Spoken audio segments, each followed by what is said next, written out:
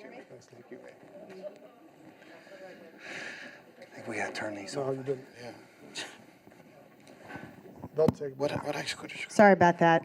Can I ask the next panel to come up? We are just making a slight switch in the program. Governor McCrory is on his way, so we're going in your program from, instead of 2, we're going to 3. And we are continuing the conversation about the impact of opportunity on families and educators. Let me just take a quick minute while we are waiting for our panelists to come up to tell you a little bit more about how we got here and why it's important. Again, for those of you who might have come in a little late, my name is Jeannie Allen, and I am the founder of the Center for Education Reform. And I'm delighted to be partnering with the Jimmy Kemp and the Kemp Foundation on expanding opportunity. It's an essential topic, as you know, as I mentioned a little bit earlier. The critical nature of opportunity and education has never been more important in this time. And I want to take us in this next section from one of programs and talking about the many things that our local educators do to really talking about what that state and national intersection is like. And Jimmy Kemp, I'm going to ask you to stop talking to all my panelists so I can get them up here right now because we have people coming. So Representative Haynes, come on up, please. Thank you. And we also have, delighted to have Catherine Truitt, Senior Policy Advisor to Governor McCrory. Okay. Representative Haynes, let me have you just scoot down there on the left. That would be great. Catherine, why don't I have you sit here, please? John Hage, come on up, please. Charter Schools USA. And Dr. Hall. Okay, so I'm going to go ahead and sit down and get started. We are flowing through this. My apologies to those of you who are caught out there in the rain. We're having more fun inside here. So I'm going to go ahead and just kick this off, and I'm going to introduce each person as I go and ask them to kind of join in this conversation, this expanded conversation about opportunity in education. And Catherine, I'm going to actually just go to you first, and we're so happy you were able to join us last minute. I'm sorry we made this difficult on you all. But Catherine is the Senior Policy Advisor to Governor McCrory, and she and I've had a couple of conversations, and I've watched her work with great admiration. And this entire landscape of talking about opportunity for students. We tend to ignore sometimes that our students are in all sorts of different environments. And so the point of this conversation right now is to talk about all the different students and where they are. And you've had a lot to do with digital learning in the state. And digital learning, most people think, and I've been in the ed tech sector as well as in the ed reform world for a while, people tend to think about digital learning as if it's all about technology. And yet digital learning, technology, some people say, I have a colleague once who said, a pencil could be technology. Technology is not necessarily a thing. It's what you use. It's how you do things. And so I'd love to get you to talk to us a little bit about what's happening in North Carolina with digital learning and why you think that's a pathway or an opportunity to innovation. Yeah, absolutely. I think this is on. Can you hear me? Okay, great. Thank you, Jeannie. I appreciate the introduction and the question. And to piggyback on what you just said, that people tend to think that children are in sort of the same environment. I heard a fascinating TED Talk just yesterday that started off by telling a story about the Air Force in 1952. And the story was that we had bigger, better, faster planes, better trained pilots, and yet we were not getting the results that we wanted. And so the Air Force had to do some soul searching to figure out, why is this? And they blamed the technology first, then they blamed the pilots themselves, and then they blamed the instructors. And as I'm watching this TED Talk, I can kind of see where he's starting to go, right? So what happened was someone came along and decided to research what the issues were, and they decided that it was a problem with the cockpit. So the cockpit had been designed for the average pilot. And the researcher decided to study the bodies of 4,000 pilots and measured them according to like 10 different dimensions, so very specific measurements. And how many pilots do you think he found who fit the average? 0. None of the pilots fit the average, because when you truly measure the body, you find that everybody has what's called a jagged size profile. And so his point was that this is true of kids as well. There is no average student. And I would say that our textbooks are designed for the average student, or, based on age grading, right? Because that's how we put kids into buckets, is through age grading. And so textbooks assume that a child is reading at grade level. And if you can't read at grade level, what happens? Well, you just fall further and further behind, and it happens in math class too. It becomes exponential, no pun intended. And so the Air Force decided to take drastic measures. They decided to ban the average. And they told all of the makers of planes that they could no longer design their cockpit to fit the average pilot. And so they actually started looking at different ways to create this cockpit, and really it ended up looking like a seat that you would find in a car that has an adjustable seat. And so, of course, that changed everything. And the speaker's point was that they drastically increased the diversity of their pool of pilots, because now those cockpits could fit anybody. And so I would argue that that's the way it is with digital learning. Digital learning has the promise to nurture the potential of every individual student. And if I could just go into a little, just to give North Carolina a little plug here about our history with digital learning. And as I'm talking about digital learning, I would encourage you to think about digital learning more in terms of personalized learning, if you've heard that term before. So the first bill that Governor McCrory signed after taking office was one that would support the transition, or require the transition from textbooks to digital learning classrooms. And around that time, our State Board of Education involved the Friday Institute for Innovation and Education at NC State Universities. This is a really great example of a state and university partnership to create what we now call the Digital Learning Plan, which has gained national recognition as a primer for how to do this, how to move forward with a digital learning classroom. Around this time, the administration worked with the rulemaking body of the FCC to rewrite rules on how E-rate funds were distributed. And so as a result, this administration has leveraged about $130 million in E-rate and state funding for connectivity. So while all classrooms in our state pretty much have some Wi-Fi capability, they don't have the kind of Wi-Fi that you need to do digital learning. So you need robust Wi-Fi connections. So the Friday Institute has helped manage that plan. When the governor took office, we had about 22% of our students were connected to robust Wi-Fi. Now we're at 63%, and by 2018 we will be at 100%, which is very exciting. Our current budget proposal is asking for funds now that the connectivity has been paid for and also sustained thanks to the General Assembly down the road. We are now asking for money to train our teachers and principals on digital learning competencies, because if the principals don't know how to do it, it's not going, we won't make inroads. Everyone in the building has to know what this means and what these changes will look like, as well as funding for the actual resources that teachers need to have a digital learning classroom.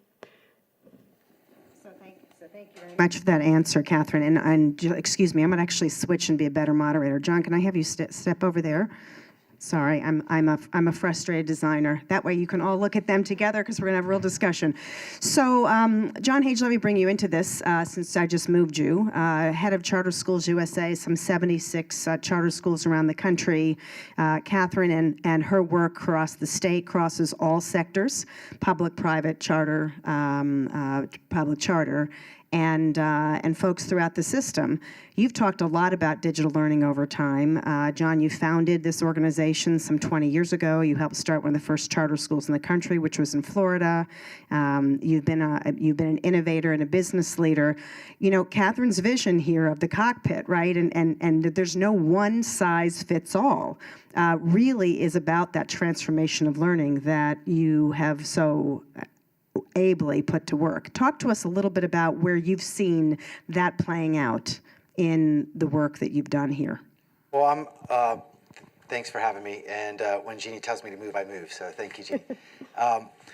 First of all, I think I'm very optimistic about the state of personal learning, digital education, innovation, and what's taking place in classrooms around the country.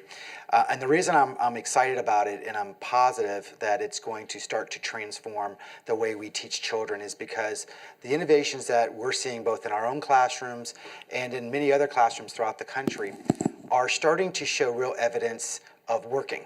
And at the end of the day, only what matters is what works, and only what works is what matters. And in our case, what we've tried to do is build an innovation platform whereby our own schools are laboratories for the kinds of things that actually solve problems to move the needle for teachers, for students in the classroom. And, oftentimes the challenge for things that move the needle, whether it's personal learning plans for every single student that can adjust to their learning needs, is really the environment in which those innovations go into. So if the technology, no matter how good it is, or the training for the teacher, no matter how well it's done to integrate that and how well it's designed, if you don't have a system itself which is not only accepting of it, but hungry for it. In other words, if the school systems themselves don't say, we want this, and we see how this is going to change how we educate children and how we benefit the teacher in the classroom, then it kind of dies. And so I was recently out at with Jeannie and many others with about 3,500 of the top education technology leaders in the country in San Diego at a global Silicon Valley, Arizona State University conference. And what we were doing there is really figuring out together with these innovative leaders around the country is what technologies are really working again. And what we found is that there's a lot of great ideas and a lot of folks out there innovating and driving new ideas. Silicon Valley is now involved in this, which is great. We have some of the best minds in the world trying to change how students learn in the classroom.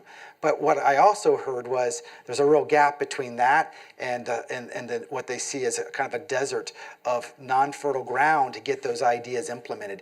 And they often die on the vine, so to speak, before they can actually get into these school systems, actually penetrate and the sales force time and the bureaucracies and even the views of sort of the status quo adults that run systems, right, is that it's protective of the status quo. And so the challenge really is, how do you start to create an ecosystem where the best ideas, the things that actually work in the classroom can take root through research, can be scaled quickly, and then can be replicated in a way that's transformed many, many other lives than just one or two classrooms. And so that's why we think that the charter movement, right, which I think in its really infancy, its really original intent was to be innovators. I think they lost a little bit of that. And I think one of our challenges is to get back to being the laboratory for all schools, for all public and private schools, and do some things that maybe others can't do, prove it out, and then share those ideas across the board.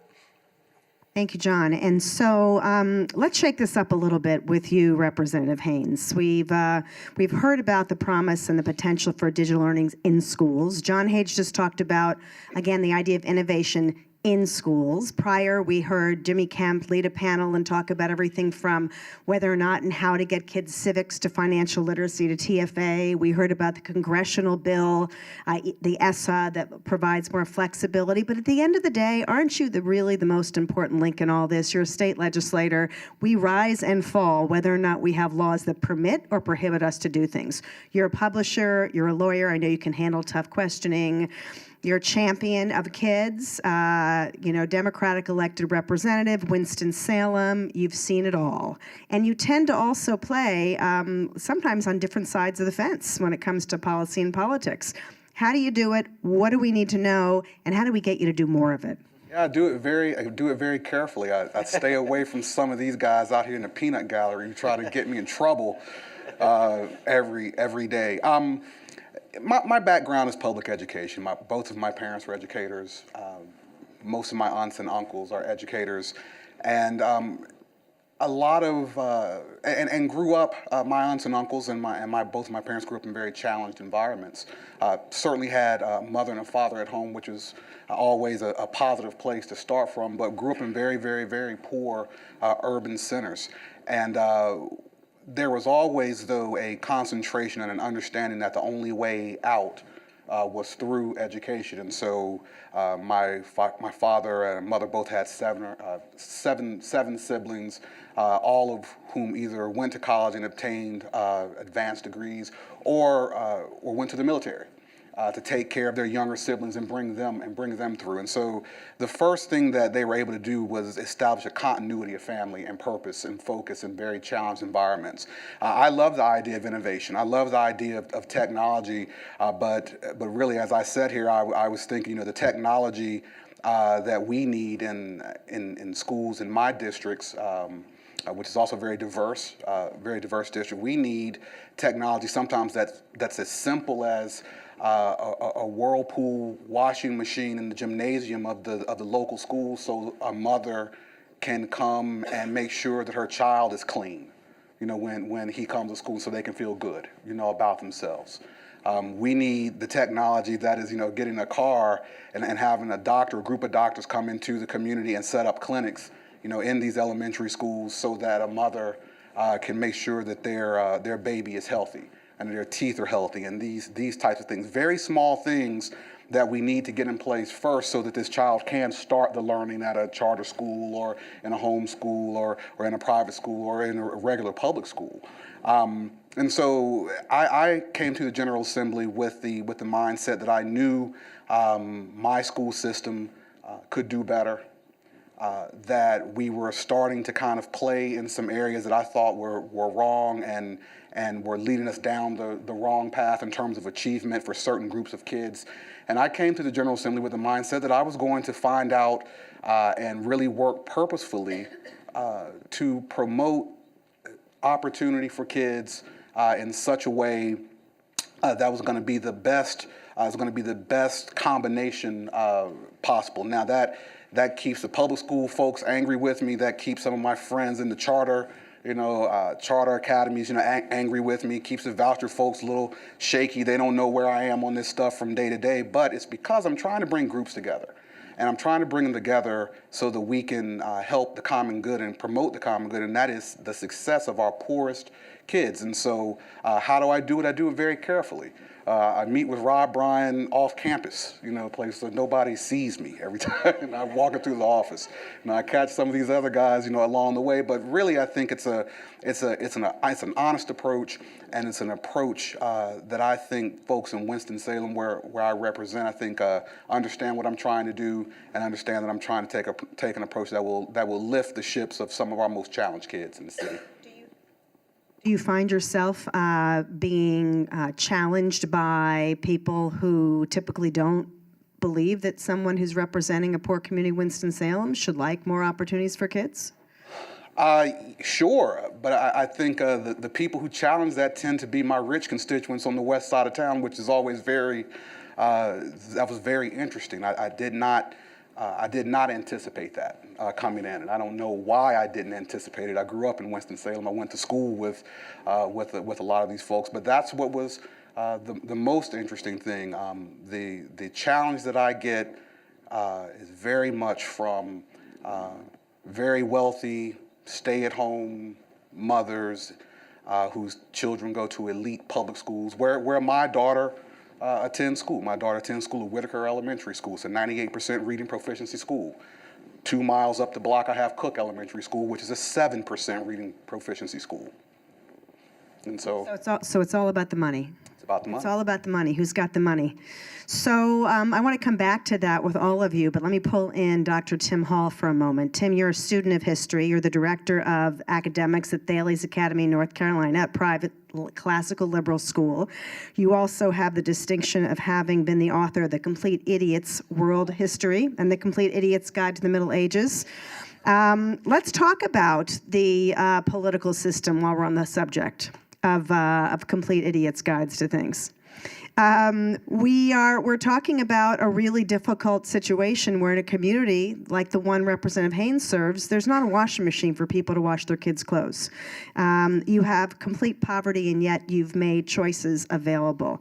At the same time, we had about 680 people, I guess, RSVP'd for this forum, lots more watching on television, but yet if we suddenly had a soap opera inside, we'd have people coming. All right, so there's a real disconnect here. We want education. We want this country to be great again. Yes, I'm going there, folks. We want it to be great again, and yet we don't really know what great looks like. Because if we knew what great looks like, I'd argue, and I want the historian's perspective, how would we have more people coming to Winston-Salem to the aid of these kids and supporting the kinds of policies you've just heard? What are we missing? I can't tell you what we're missing, in North Carolina completely. I can tell you what we're doing at Thales Academy. And at Thales Academy, we are a classical school. We have 5 schools. We started in 2007, and we have 1,700 students. Next year, our enrollment will be up to 2,100. We'll have 6 schools at that point. And what we provide, and definitely I'm interested in innovation, but innovation doesn't start with the technology. It starts with that critical thinking piece. And the classical education that we're looking at provides that through direct instruction, K-5, and the Socratic dialogue, 6 through 12. And we're focused on that. But before you think, well, it's one of those academics who wrote idiots' guides, that's good stuff. Before you think that we're very, old and stuffy, we also have the innovation. We have one-to-one iPad program for our 9-12 program. We have digital citizenship standards, K-12, to focus on digital citizenship and about students understanding about their digital footprint, starting in the early grades all the way up through high school. And then finally, we have a pre-engineering program that we inserted into our classical program too. So somebody coming out of our program will have this dual understanding of the world that includes this engineering component plus the liberal arts component. So we're very proud of our program in that sense, and we feel that provides a lot of the opportunities for our students. In addition, we have non-cognitive skills, which I think most of you are aware. Non-cognitive skills are more important, more important, in my view, than cognitive skills towards educational and vocational outcomes. We're talking resilience and self-efficacy and those type of items. So we have that education, it's high quality, but we keep the cost low. So it's accessible because it's not a private school with a capital P. It's a private school that we want accessible to a larger group of people. So if you're talking about policies that would help, we need to think about public education as not being that school down the road in that building. We need to think about educating the public, meaning what ways can we allow private institutions, public charters, and public schools compete in a great market to build themselves up in edifying discourse. Do parents pick Thales Academy? Yes. And who helps them pay if they can't? Well, we have the FACTS program, of course, which is our financial aid program. Of course, we have the Opportunity Scholarship. So we definitely have a diverse group of people who are all very interested in education and are willing to make that sacrifice. But Parents can make choices? parents can make choices. And I made Poor those parents choices. make choices? What's that? Can poor parents make choices? They can. How do you know? I can't talk about balance sheets or what everybody's doing, but I can tell you that we have a wide variety of socioeconomic levels in our schools. And definitely we are keeping that cost low. John, what about you? What do you think? What can how do we know parents can choose? We often hear when we talk about opportunities that parents can't make those choices. They're picking a school like Thales. They're deciding to engage in their local public school with new programs. What do you see? I think parent choice is only at the beginning of its efficacy of being truly understood. It's as much about creating for the parents as a consumer of education, that they understand what their choices look like. Right now, it's pretty much, you go to a school, you visit it, maybe you go to the website, you hear, in the local store about it reputation-wise, but none of those are really research-based methods for, and then of course there's some evaluative tools through public instruction with testing outcomes, et cetera. I think the real challenge for parents is that we see sort of a reverse bell curve. We see the parents that are sort of at the lowest end, desperate, and they will raise their hand and they will seek out a choice and option if it's available to them, but that has to be made available. And obviously on the other end, those parents with means are always going to use their means to their benefit. A lot of the parents in the middle oftentimes stay satisfied with the instructional model that's available to them on their zip code, we've found, and it's good enough, so to speak. So I think there is a challenge on how do you consistently build a marketplace of educational information, choices, and then results that continually can be benefiting and pushed out to everybody so they understand what's working, what's not, and then utilizing that data to constantly go back and say, folks, is it working for your child? Not every school and not even every classroom and not even every model works for every child, and that sort of evolution towards every child having a pathway that's unique for them is what I'm still very excited about, that I believe we're slow to it. Honestly, education's been slow to it. It's kind of like healthcare. It kind of has been behind the curve on it. It takes time. It's a big monolith to move, but it's starting to move for the first time. I'm seeing results that I'm encouraged by. I think we have a long way to go policy-wise. I really do appreciate when policy leaders stand up because it's hard, and there's a lot of folks that want to honestly, there's a lot of special interest in education reform, just like there is in anything else now. And so everybody has to really pull back and say, what's working for students, what's working for families, and if they're getting results, work against the status quo and replicate that. That's the hardest part, is it's almost the opposite oftentimes. When it starts to work, it tends to get pushed down sometimes because it challenges the system, it challenges the status quo, and people don't like disruption. And what a challenge that must be, Catherine, for you in particular. You're sitting in the office of what we consider one of the new education governors, if you will. That was a term of art, if you will, in the beginning of the education reform movement. You're doing a lot, but there are other issues that are distractions. You've got all sorts of people that probably want something, right? They want this program or that program. How do you navigate that? How do you make sure that everyone's sort of staying in a place where they're trying to contribute exactly to that parent-student engagement rather than what's the best program and shouldn't everybody have it?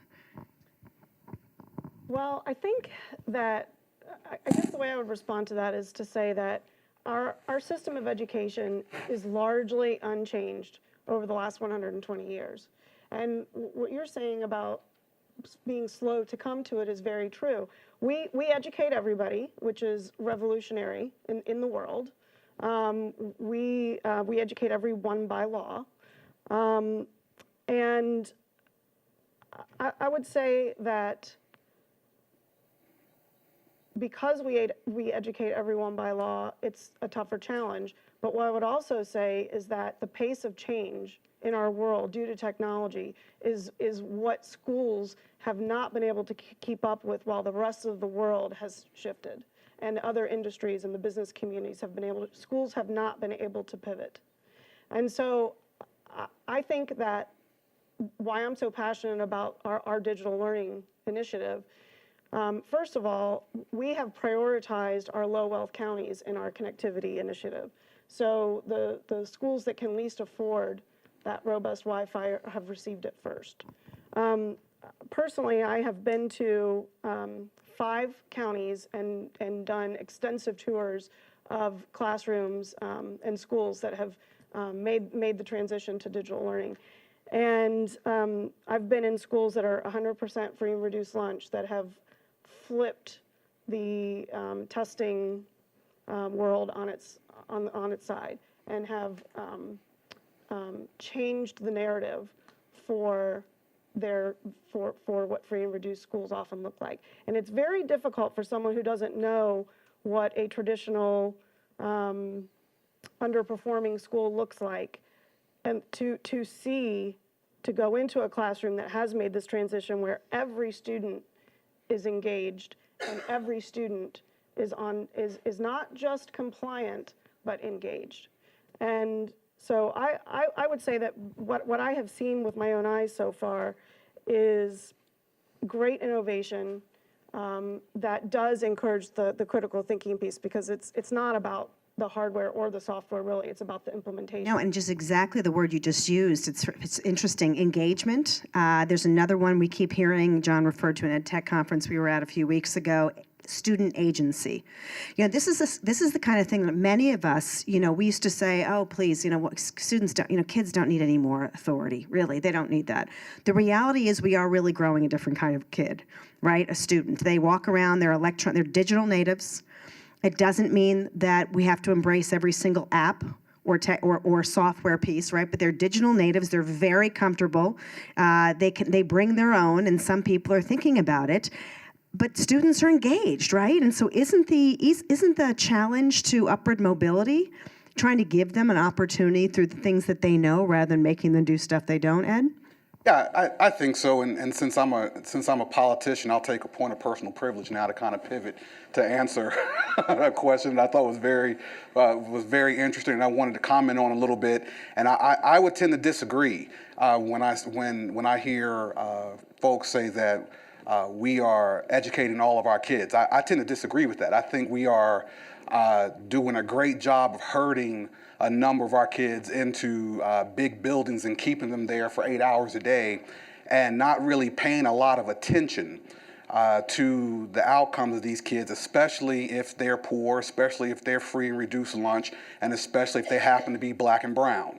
All right, and so I think the numbers bear that out across the state and nationwide. It doesn't mean that there are not ways that we can improve this. And I think this is a lot of what I concentrate on and what Representative Horn helps me with and what Representative Bryan is concentrating on, and that is how do we bring the attention to the areas that are difficult to talk about, that are issues that people get uncomfortable with, where we know we don't necessarily have the choice out there that these kids necessarily need. Now, my school system has put into place a program that is being looked at, I think, on a national level of choice, where we have pod schools and home schools, and if you don't like the home school that you're assigned to, you have 3 schools in your pod that you can choose from, and that sounds great. But the reason we have that choice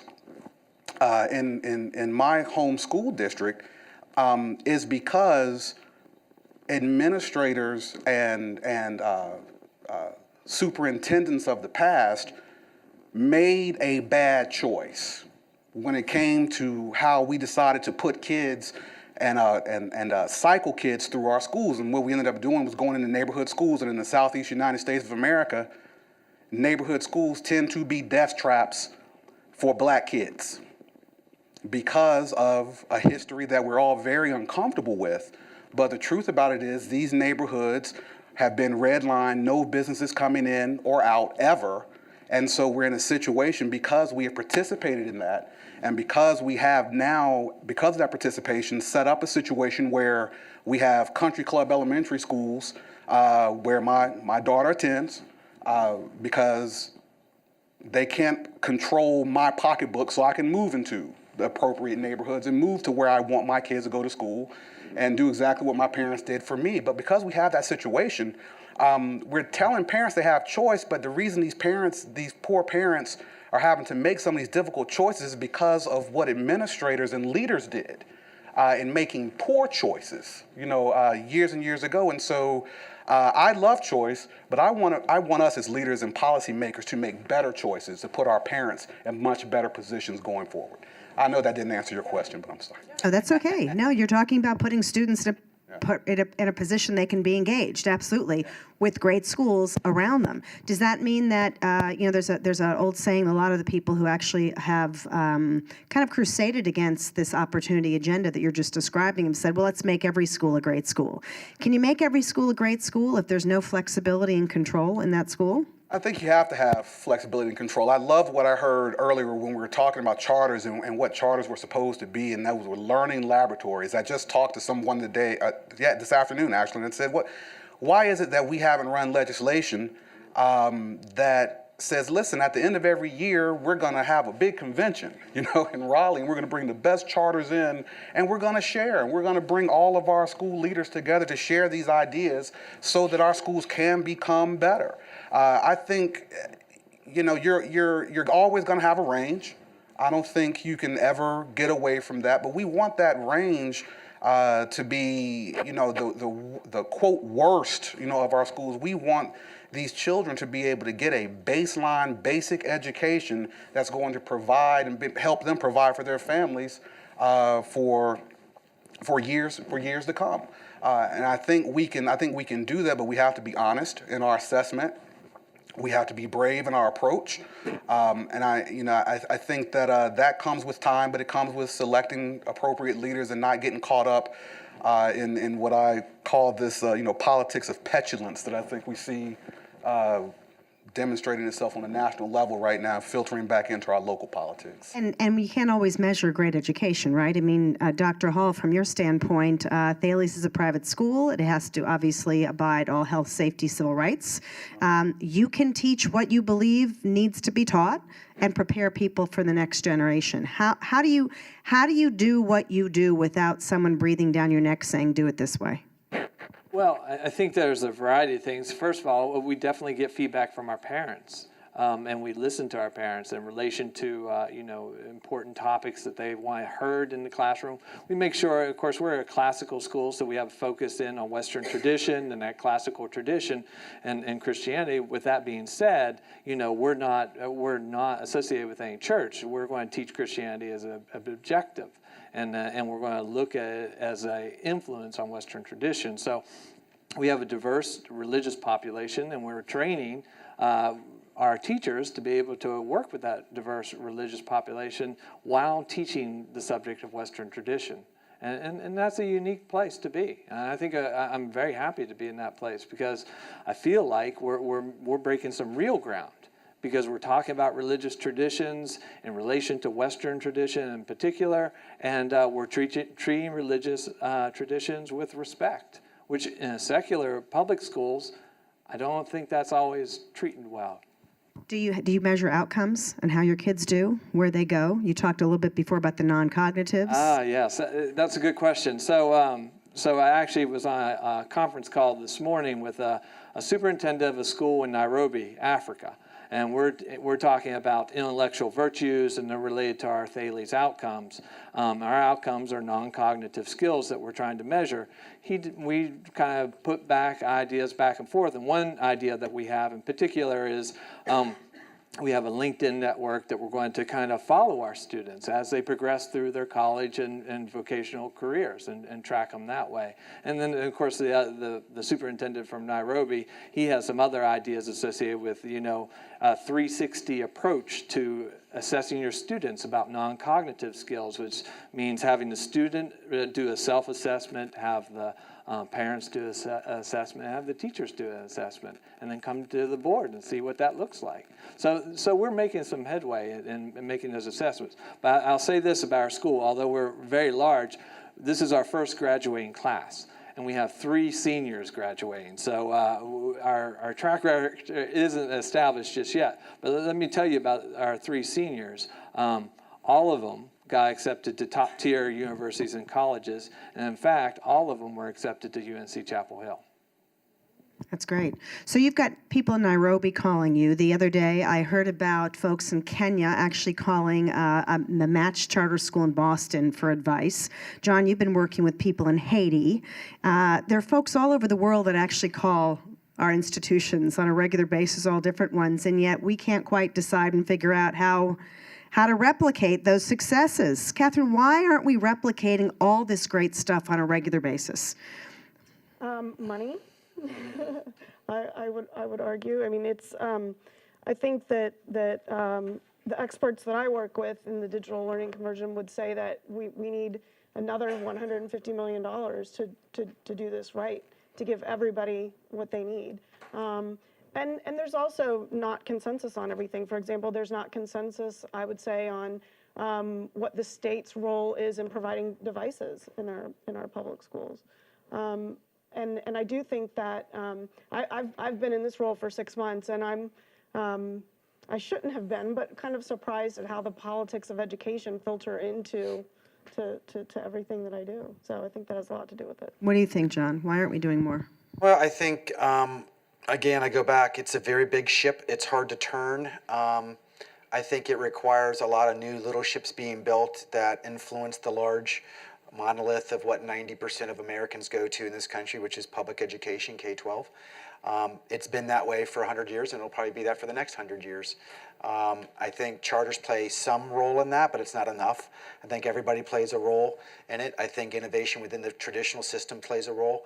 Ultimately, though, as parents become more consumers, as students become more owners of their own educational results, as bringing their own devices to school, and as they connect through the real world every day in ways that none of us probably can connect. I go to my kids to ask them to fix my phone, right?